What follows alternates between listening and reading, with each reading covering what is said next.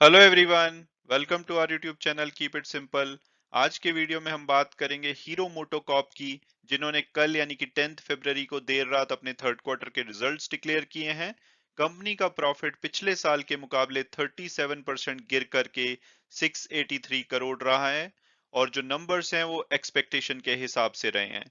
तो इस वीडियो में हम इनके नंबर्स को डिटेल में डिस्कस करेंगे और ये भी बात करेंगे कि क्या करंट प्राइस पे आपको हीरो मोटोकॉर्प का शेयर लेना चाहिए या नहीं। और आगे बढ़ने से पहले अगर आपने अभी तक चैनल को सब्सक्राइब नहीं किया है तो प्लीज सब्सक्राइब करके हमें मोटिवेट कीजिए।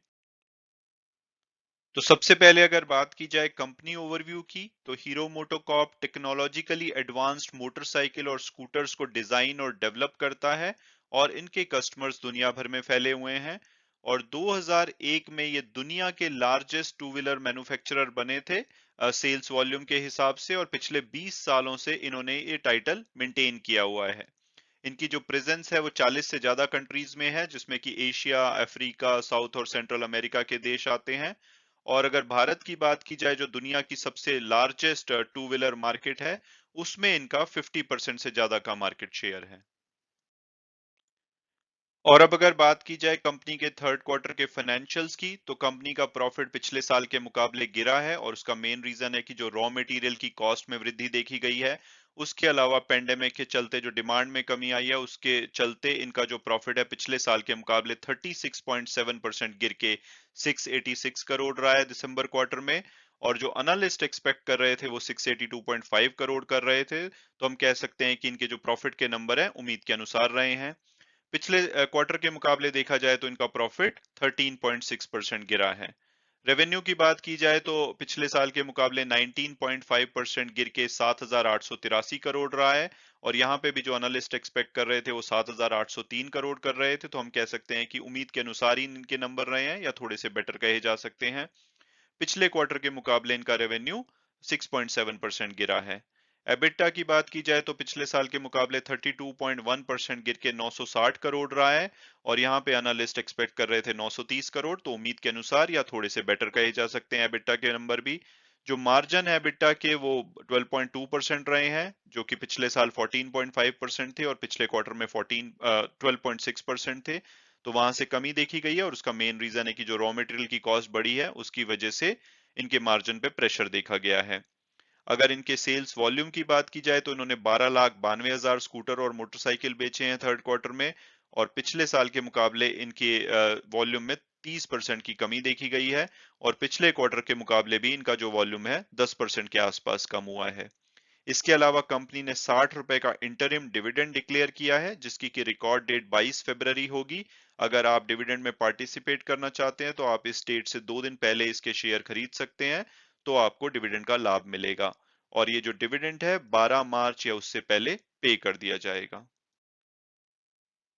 इसके अलावा अगर कुछ और की हाइलाइट्स की बात की जाए, तो वॉल्यूम में कमी देखी गई है पेंडेमिक की वजह से। उसके अलावा रॉ मटेरियल जैसे स्टील वगैरह के प्राइसेस पीछे बहुत ज्यादा बढ़े हैं। हालांकि कंपनी ने अपने प्राइसेस को भी बढ़ाया था, लेकिन ओवरऑल डिमांड में कमी की वजह से और रॉ मटेरियल की वजह से इनकी परफॉर्मेंस में इम्पैक्ट देखा गया है इसका। हालांकि कंपनी का कहना है कि इनके सेविंग प्रोग्राम्स की वजह से और जो इन्होंने प्राइस इंक्रीज किया है, इन्होंने काफी हद तक मार्जिन को मेंटेन किया है। और अगर इनके ग्लोबल बिजनेस यानी कि भारत के बाहर जो इन्होंने गाड़ियां बेची हैं, 61,000 इन्होंने यूनिट्स बेची हैं स्कूटर और मोटरसाइकिल की, जो कि पिछले साल के मुकाबले 16% बढ़ी हैं। और स्पेयर पार्ट बिजनेस ने भी काफी अच्छा किया है। उन्होंने 1186 करोड़ का रेवेन्यू जनरेट किया है इस क्वार्टर में, जो कि पिछले साल के मुकाबले 15% बेटर रहा है। इसके अलावा जो कंपनी की कॉस्ट ऑफ रॉ मटेरियल है वो लगभग 70% रही है सेल्स का, जो कि पिछले साल के मुकाबले 1.1% गिरी है। और पिछले क्वार्टर से भी ये 1.5% बेटर हुई है। और इसके अलावा एम्प्लॉय कॉस्ट की बात की जाए तो वो 6.6% है सेल्स का, जिसमें कि पिछले साल के मुकाबले 1.3% की वृद्धि देखी गई है, और पिछले क्वार्टर के मुकाबले 0.6% की।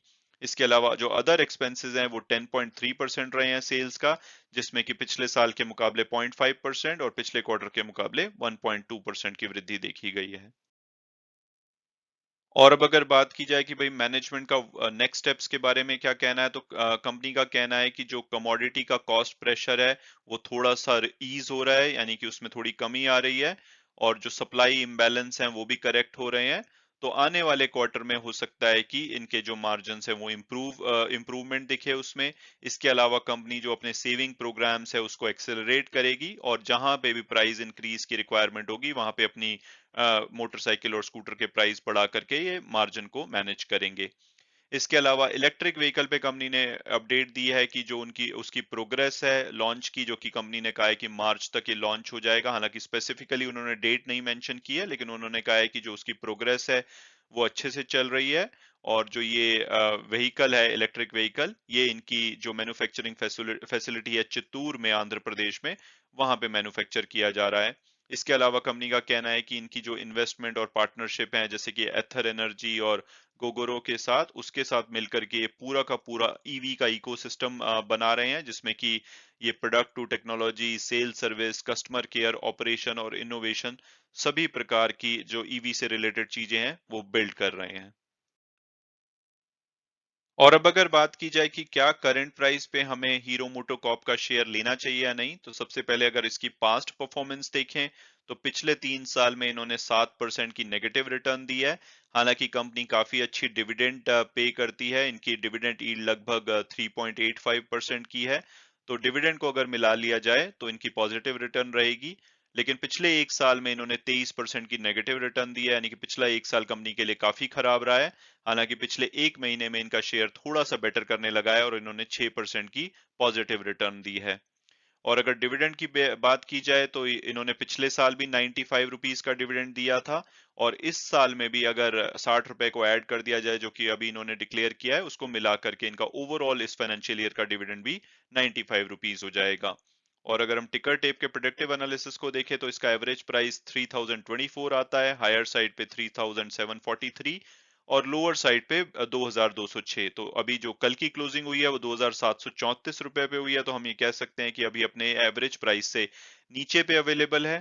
और अगर इसके फंडामेंटल और पीयर्स एनालिसिस को देखा जाए तो ये एक लार्ज कैप कंपनी है, 55,000 करोड़ के आसपास का मार्केट कैपिटलाइजेशन है। इनकी पी और पी भी काफी अट्रैक्टिव हो चुकी है, क्योंकि इनके प्राइस में काफी गिरावट आई है, और इनकी रिटर्न ऑन इक्विटी काफी अच्छी है। तो अगर मेरी पर्सनल ओपिनियन पूछी जाए तो मुझे लगता है कि कंपनी प्रॉफिटेबल है, ऑलमोस्ट डेट फ्री है, और इसका शेयर काफी ज्यादा करेक्ट हो चुका है। अगर आप इनके पीयर्स के मुकाबले देखेंगे, इनके मेन पीयर्स बजाज ऑटो और टीवीएस मोटर हैं, तो उनके मुकाबले इनका शेयर काफी गिरा है। और जैसा कि ये इलेक्ट्रिक व्हीकल पे काफी ज्यादा फोकस कर रहे हैं, हालांकि उसमें ये लेट एंट्रेंट होंगे, लेकिन इनका इलेक्ट्रिक व्हीकल बहुत बढ़िया हो सकता है, क्योंकि इसमें ये बैटरी स्वैपिंग टेक्नोलॉजी ला रहे हैं। तो मुझे लगता है कि इनके जब इलेक्ट्रिक व्हीकल आएगा तो उससे इनको, कंपनी को काफी फायदा हो सकता है। और अभी पीछे देखा भी गया है कि इनके शेयर ने थोड़ा सा पॉजिटिव मोमेंटम पकड़ा है। तो मुझे तो काफी अच्छा लगता है ये शेयर इस करंट प्राइस पे। अगर आपको भी इस सेक्टर में भरोसा है तो आप इस शेयर को करंट प्राइस पे या किसी भी करेक्शन में खरीद सकते हैं। और आज इनके रिजल्ट पे देखना होगा कि ये कैसे रिएक्ट करते हैं। हालांकि उम्मीद के अनुसार नंबर रहे हैं, बट ओवरऑल ग्लोबल क्यूज आज खराब लग रहे हैं। तो हो सकता है कि इनके शेयर में कमी आए। तो अगर आप इसमें इंटरेस्टेड हैं तो आज इसमें इन्वेस्ट करके लॉन्ग टर्म पर्सपेक्टिव से फायदा उठा सकते हैं। इसके अलावा वीडियो क्लोज करने से पहले मैं हमेशा की तरह डिस्क्लेमर दूंगा कि जो भी व्यूज थे वो मेरे पर्सनल थे।